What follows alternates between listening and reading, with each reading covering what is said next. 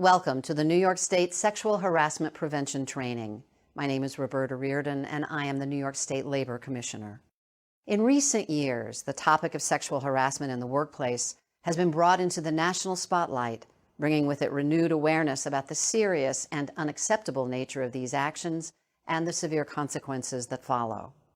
The term sexual harassment may mean different things to different people, depending on your life experience. Certain conduct may seem acceptable or have seemed acceptable in the past. That does not mean it is acceptable to the people we work with. The purpose of this training is to set forth a common understanding about what is and what is not acceptable in the workplace. New York State has long been committed to ensuring that all individuals have an equal opportunity to enjoy a fair, safe, and productive work environment. Laws and policies help ensure that diversity is respected and that everyone can enjoy the privileges of working in New York State. Preventing sexual harassment is critical to continued success. Sexual harassment will not be tolerated. This means any harassing behavior will be investigated, and the perpetrator or perpetrators will be told to stop. It also means that disciplinary action may be taken if appropriate. If the behavior is sufficiently serious, disciplinary action may include termination. Repeated behavior, especially after an employee has been told to stop, is particularly serious and will be dealt with accordingly.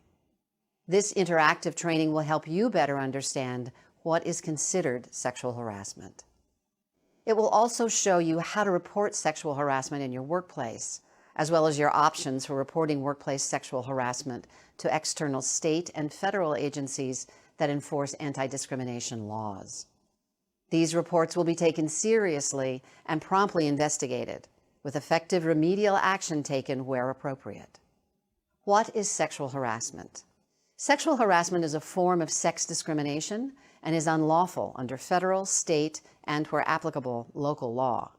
Sexual harassment includes harassment on the basis of sex, sexual orientation, self-identified or perceived sex, gender expression, gender identity, and the status of being transgender.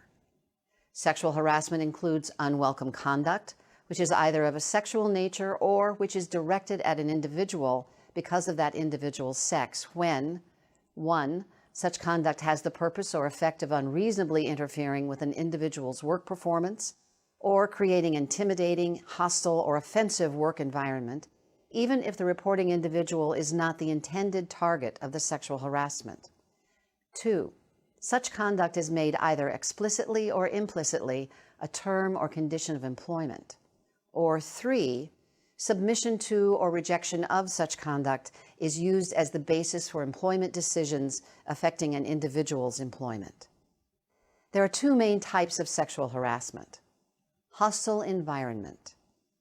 A hostile environment on the basis of sex may be created by any action previously described, in addition to unwanted words, signs, jokes, pranks, intimidation, physical actions or violence, either of a sexual nature or not of a sexual nature, directed at an individual because of that individual's sex.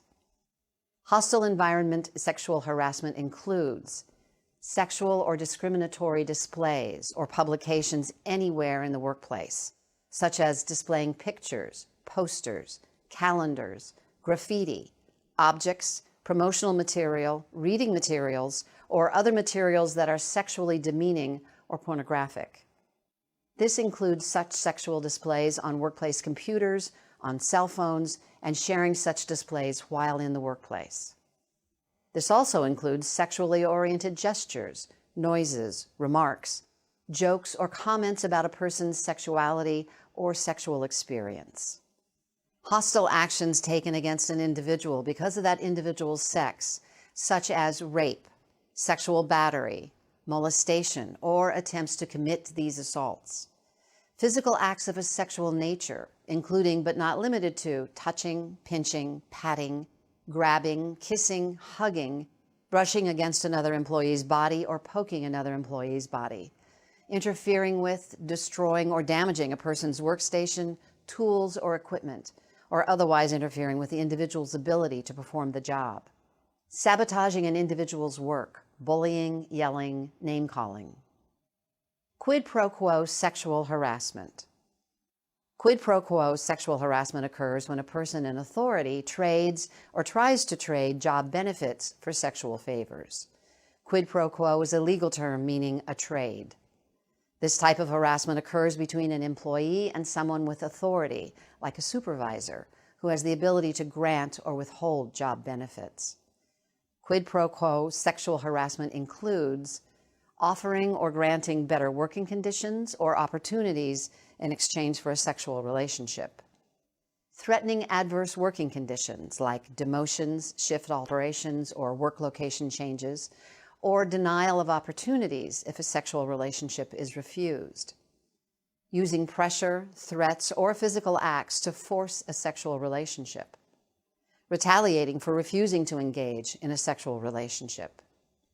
Who can be the target of sexual harassment? Sexual harassment can occur between any individuals, regardless of their sex or gender. New York law protects employees, paid or unpaid interns, and non-employees, including independent contractors and those employed by companies contracting to provide services in the workplace. Who can be the perpetrator of sexual harassment?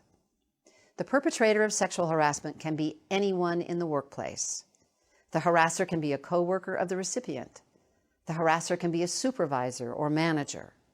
The harasser can be any third party, including a non-employee, intern, vendor, building security, client, customer, or visitor. Where can workplace sexual harassment occur? Harassment can occur whenever and wherever employees are fulfilling their work responsibilities, including in the field, at any employer-sponsored event, trainings, conferences open to the public, and office parties. Employee interactions during non-work hours, such as at a hotel while traveling or at events after work, can have an impact in the workplace. Locations off-site and off-hour activities can be considered extensions of the work environment. Employees can be the target of sexual harassment through calls, texts, email, and social media. Harassing behavior that in any way affects the work environment is rightly the concern of management. Sex stereotyping occurs when conduct or personality traits are considered inappropriate simply because they may not conform to other people's ideas or perceptions about how individuals of either sex should act or look. Harassing a person because that person does not conform to gender stereotypes as to appropriate looks, speech, personality, or lifestyle is sexual harassment. Harassment because someone is performing a job that is usually performed or was performed in the past, mostly by persons of a different sex, is sex discrimination. Retaliation. Any employee who has engaged in protected activity is protected by law from being retaliated against because of that protected activity. Protected activities with regard to harassment include making a complaint to a supervisor, manager, or another person designated by your employer to receive complaints about harassment. Making a report of suspected harassment, even if you are not the target of the harassment. Filing a formal complaint about harassment. Opposing discrimination. Assisting another employee who's complaining of harassment. Providing information during a workplace investigation of harassment or testifying in connection with a complaint of harassment filed with a government agency or in court. What is retaliation? Retaliation is any action taken to alter an employee's terms and conditions of employment, such as a demotion or harmful work schedule or location change, because that individual engaged in any of the protected activities mentioned in this training. Such individuals should expect to be free from any negative actions by supervisors, managers, or the employer motivated by these protected activities. Retaliation can be any such adverse action taken by the employer against the employee that could have the effect of discouraging a reasonable worker from making a complaint about harassment or discrimination. The negative action need not be job-related or occur in the workplace and may occur after the end of employment, such as an unwarranted negative reference. What is not retaliation? A negative employment action is not retaliatory merely because it occurs after the employee engages in protected activity. Employees continue to be subject to all job requirements and disciplinary rules after having engaged in such activity. The supervisor's responsibility. Supervisors and managers are held to a high standard of behavior. This is because they are placed in a position of authority by the employer and must not abuse that authority. Their actions can create liability for the employer without the employer having any opportunity to correct the harassment. They are required to report any harassment that is reported to them or which they observe. They are responsible for any harassment or discrimination that they should have known of, with reasonable care and attention to the workplace for which they are responsible. They are expected to model appropriate workplace behavior. Mandatory reporting. Supervisors must report any harassment that they observe or know of, even if no one is objecting to the harassment. If a supervisor or manager receives a report of harassment or is otherwise aware of harassment, it must be promptly reported to the employer, without exception, even if the supervisor or manager thinks the conduct is trivial, even if the harassed individual asks that it not be reported. Supervisors and managers will be subject to discipline for failing to report suspected sexual harassment or otherwise knowingly allowing sexual harassment to continue. Supervisors and managers will also be subject to discipline for engaging in any retaliation. We cannot stop harassment in the workplace unless management knows about the harassment. It is everyone's responsibility.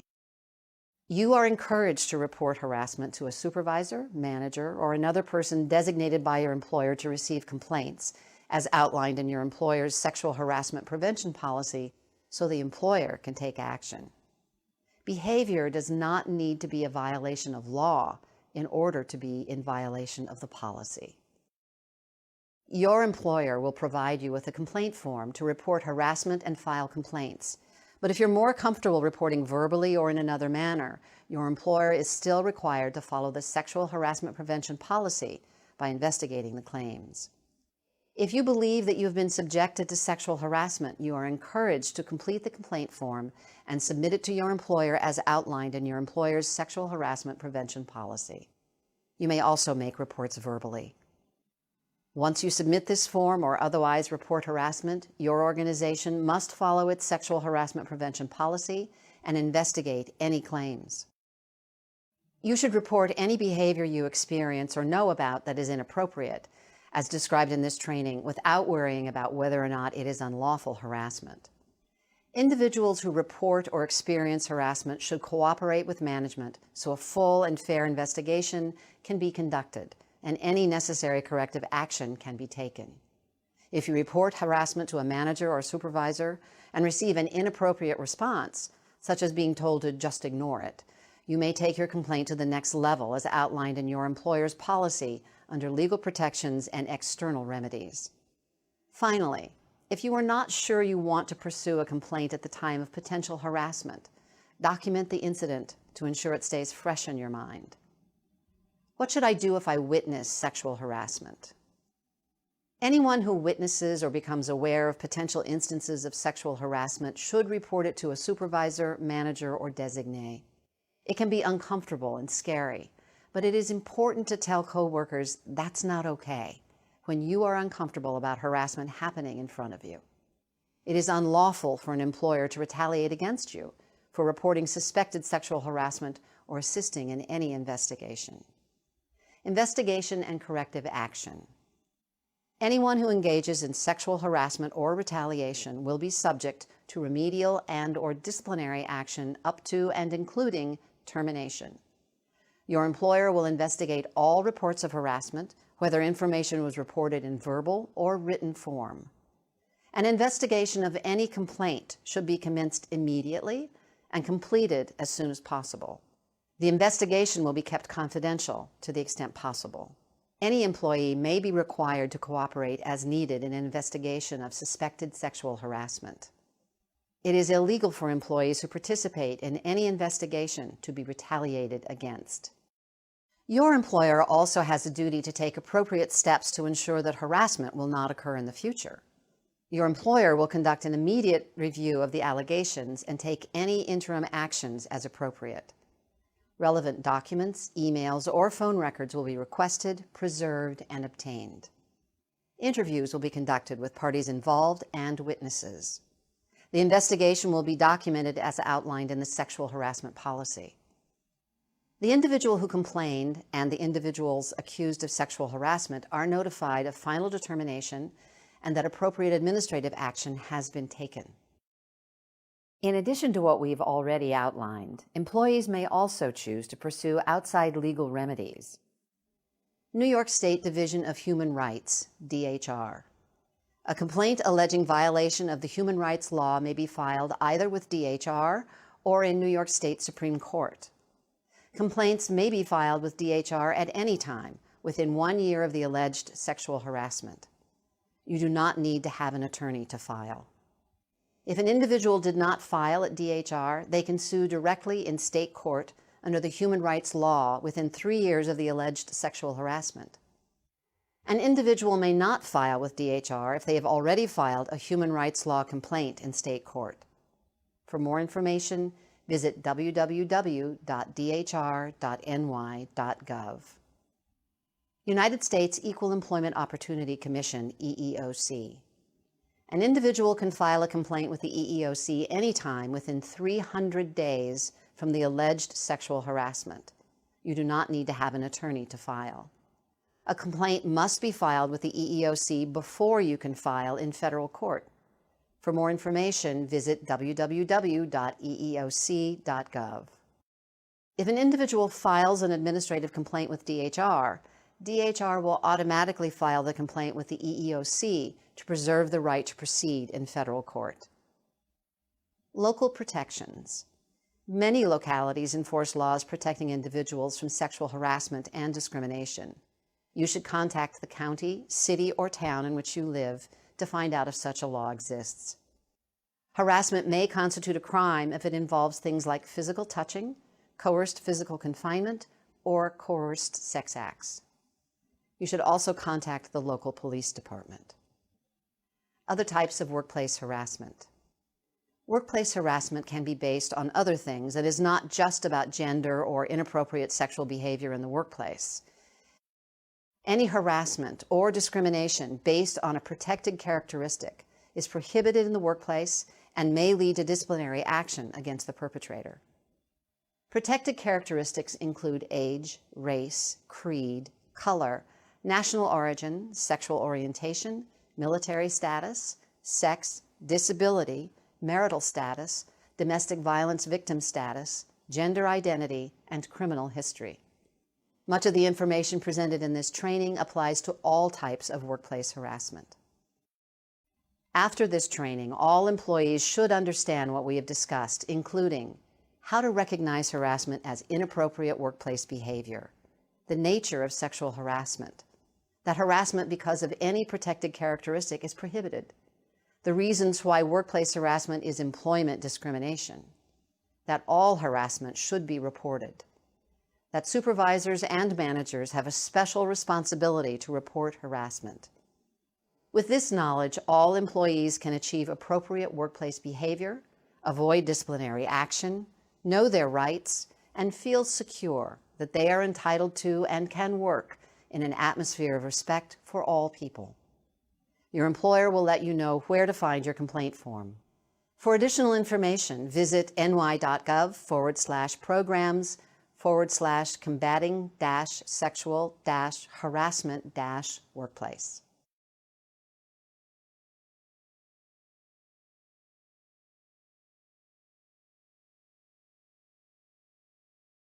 Sexual harassment case studies. Let's take a look at a few scenarios that help explain the kind of behaviors that can constitute sexual harassment.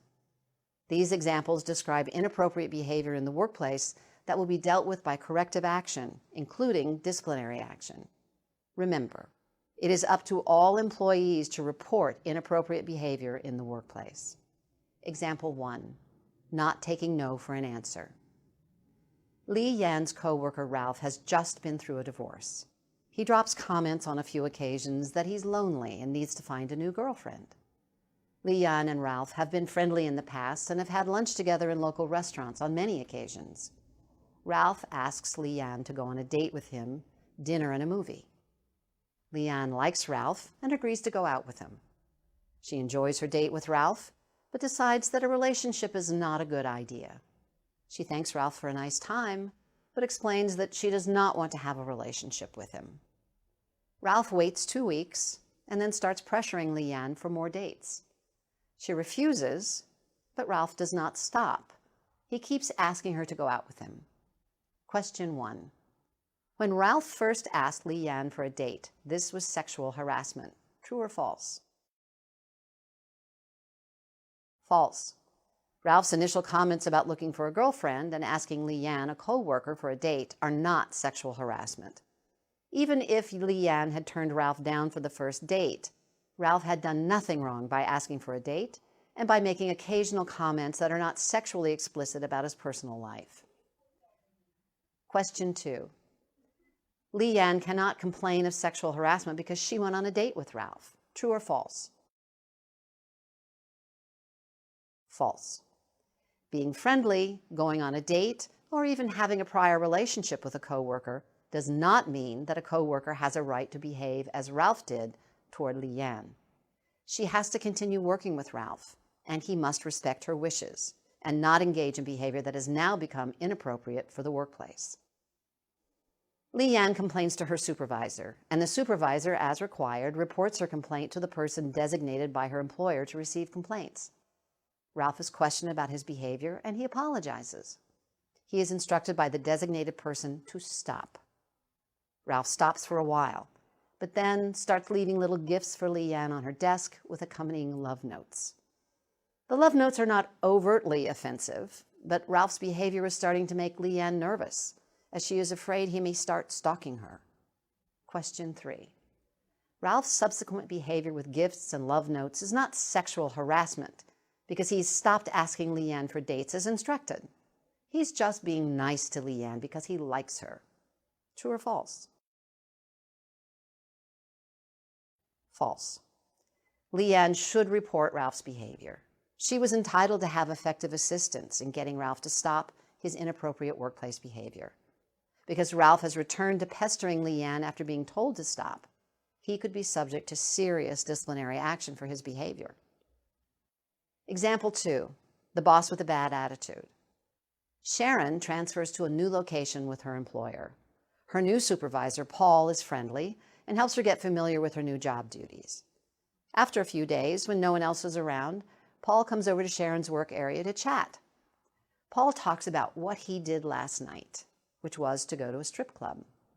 Sharon is shocked that Paul would bring up such a topic in the workplace and says nothing in response. Paul continues talking and says that all the women in the office are so unattractive that he needs to get out and see some hot chicks once in a while. He tells Sharon he's glad she joined the staff because, unlike the others, she is easy on the eyes. Sharon feels very offended and demeaned that she and the other women in her workplace are being evaluated on their looks by their supervisor. Question 1. Because Paul did not tell Sharon that she is unattractive, he has not harassed her. True or false? False. Paul has made sexually explicit statements to Sharon, which are derogatory and demeaning to Sharon and her female co-workers. It does not matter that Paul supposedly paid Sharon a compliment. The discussion is still highly offensive to Sharon, as it would be to most reasonable persons in her situation. Question 2. By bringing up his visit to the strip club, Paul is engaging in inappropriate workplace behavior. True or false? True. Simply bringing up the visit to the strip club is inappropriate in the workplace, especially by a supervisor, and it would be appropriate for Sharon to report this conduct. A one-time comment about going to a strip club is behavior that Paul would be told to stop, even though it probably would not rise to the level of unlawful harassment, unless it was repeated on multiple occasions. Question 3. Paul should be instructed to stop making these types of comments, but this is not a serious matter. True or false? False. Paul's comments about the female employees are a serious matter, and shows contempt for women in the workplace. Paul is required to model appropriate behavior and must not exhibit contempt for employees on the basis of sex or any protected characteristic. Sharon should not have to continue to work for someone she knows harbors such contempt for women, nor should the other employees have to work for such a supervisor. Management should be aware of this, even if the other employees are not, and Paul should be disciplined and most likely removed from his current position. Example 3. No job for a woman.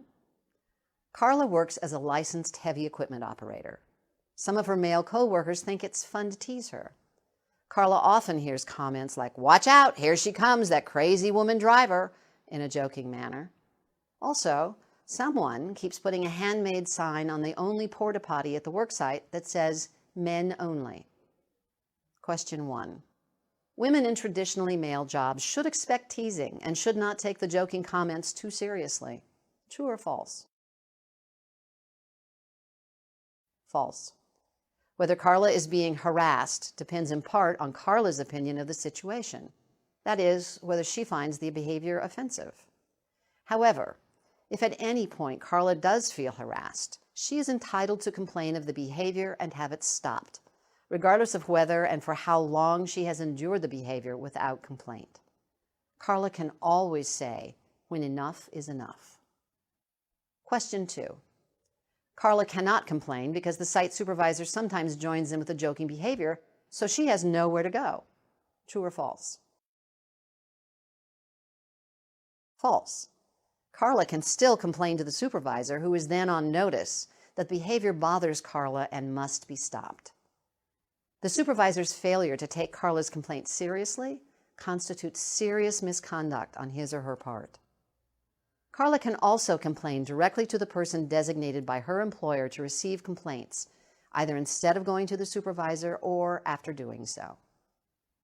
The employer is responsible for ensuring that all employees are aware of its anti-harassment policies and procedures. Some of Carla's other co-workers are strongly opposed to her presence in the traditionally all-male profession. These co-workers have sometimes said things to her like, "You're taking a job away from a man who deserves it. You should be home with your kids. And what kind of a mother are you?" Also, someone scratched the word bitch on Carla's toolbox. Question 3. These behaviors, while rude, are not sexual harassment because they are not sexual in nature. True or false?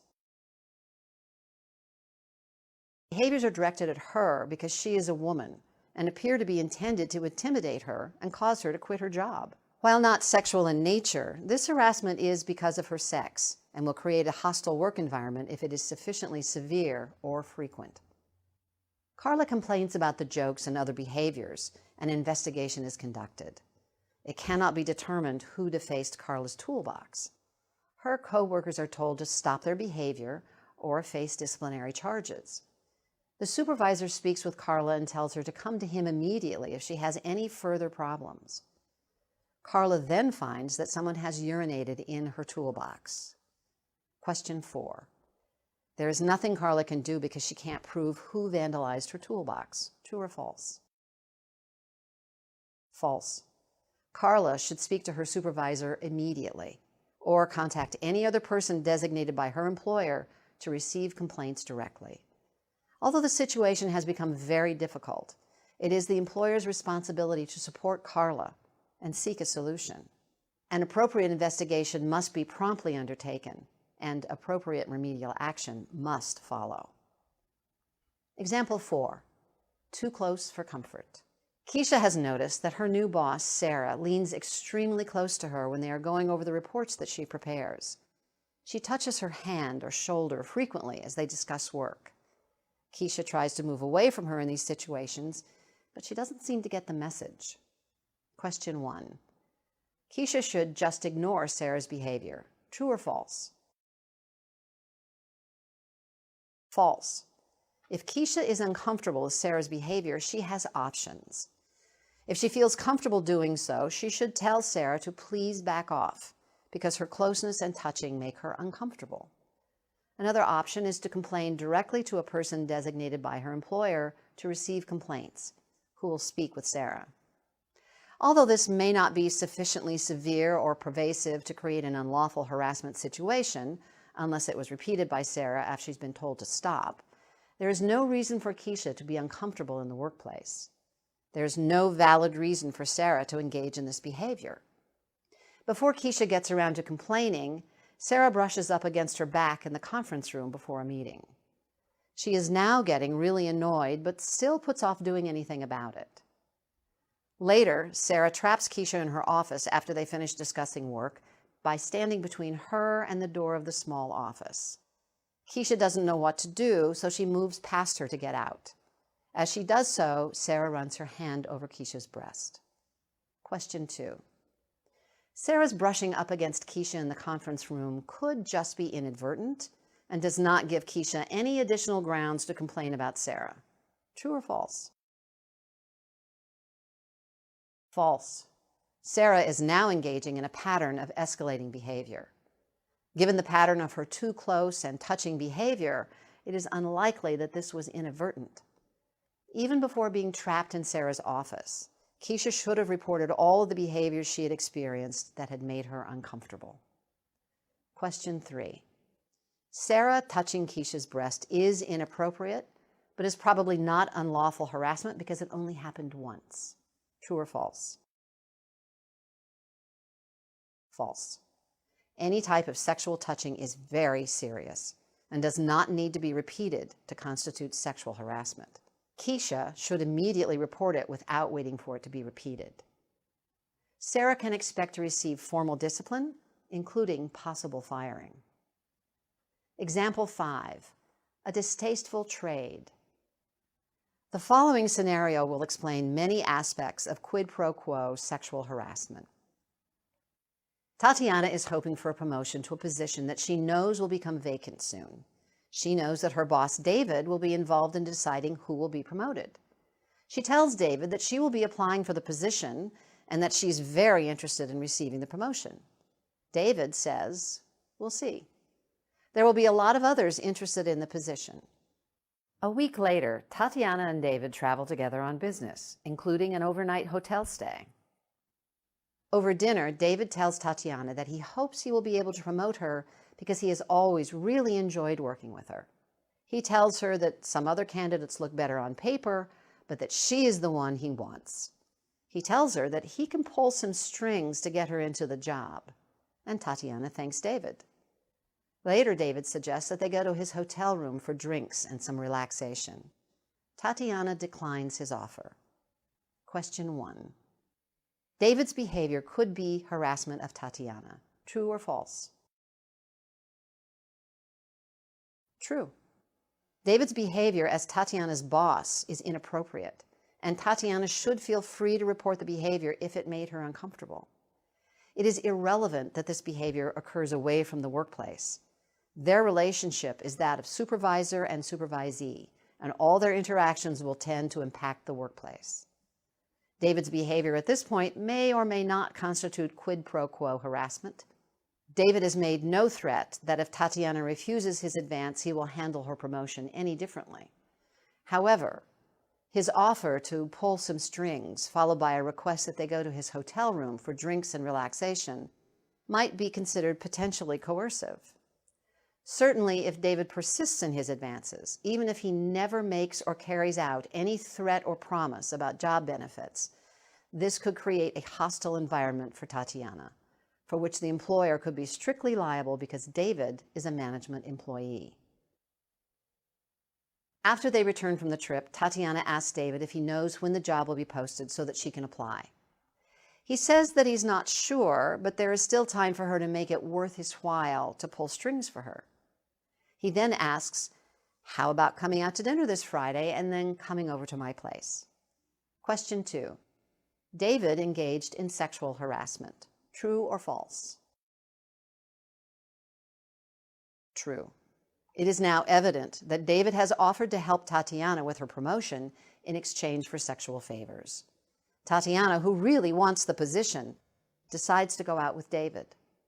Almost every Friday, they go out at David's insistence and engage in sexual activity.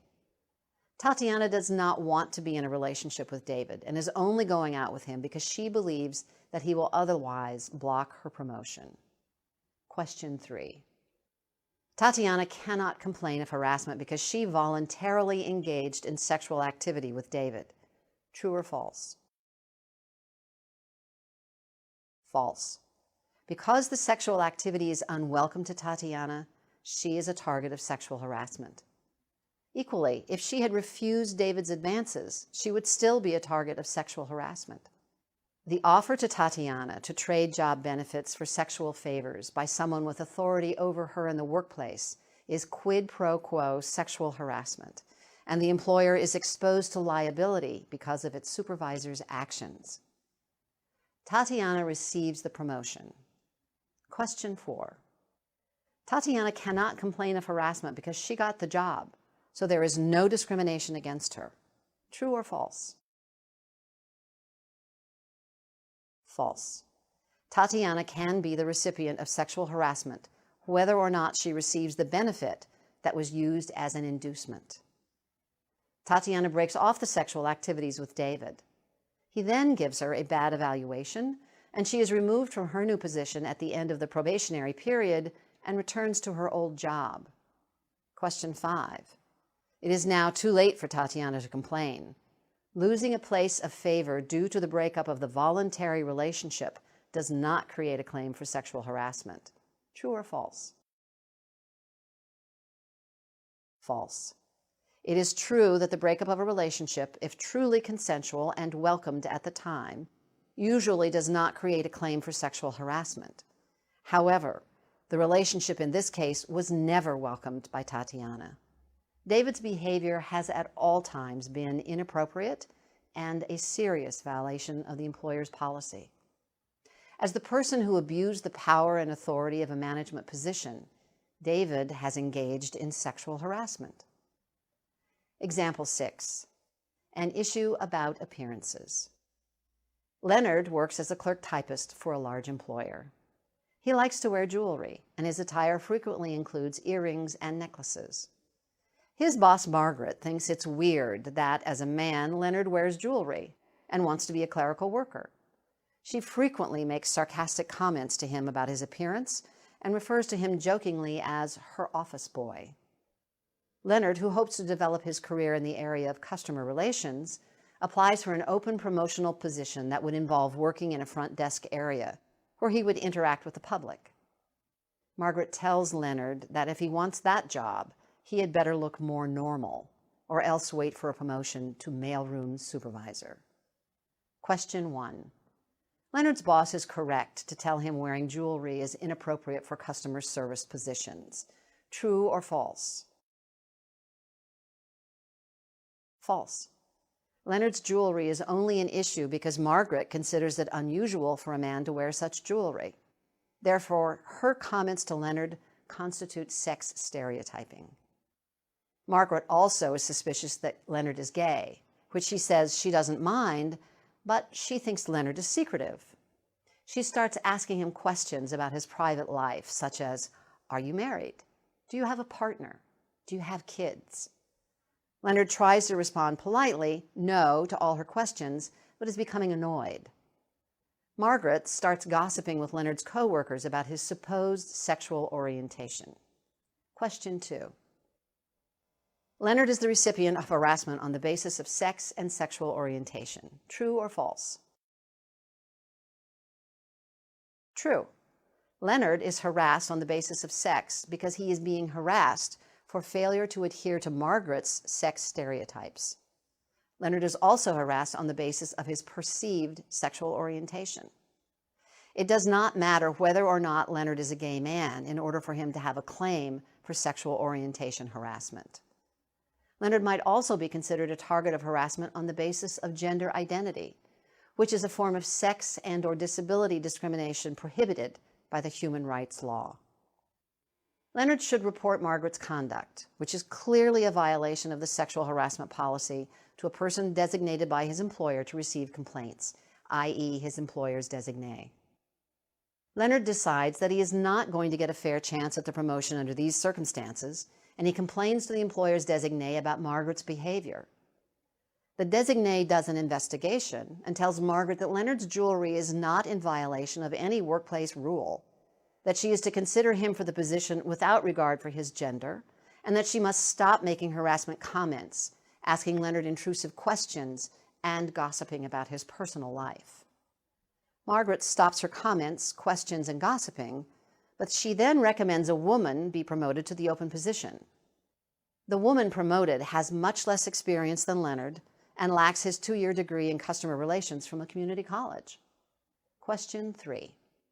Leonard has likely been the target of discrimination on the basis of sex, sexual orientation, and/or retaliation. True or false? True. We don't know Margaret's reason for not recommending Leonard for the promotion, but it's not looking good for Margaret. It appears that she is either biased against Leonard for the same reasons she harassed him, or she is retaliating because he complained, or both. Leonard should speak further with the employer's designee, and the circumstances of the promotion should be investigated. If it is found that Margaret had abused her supervisory authority by failing to fairly consider Leonard for the promotion, she should be subject to disciplinary action. This scenario shows that sometimes more severe action is needed in response to harassment complaints in order to prevent discrimination in the future.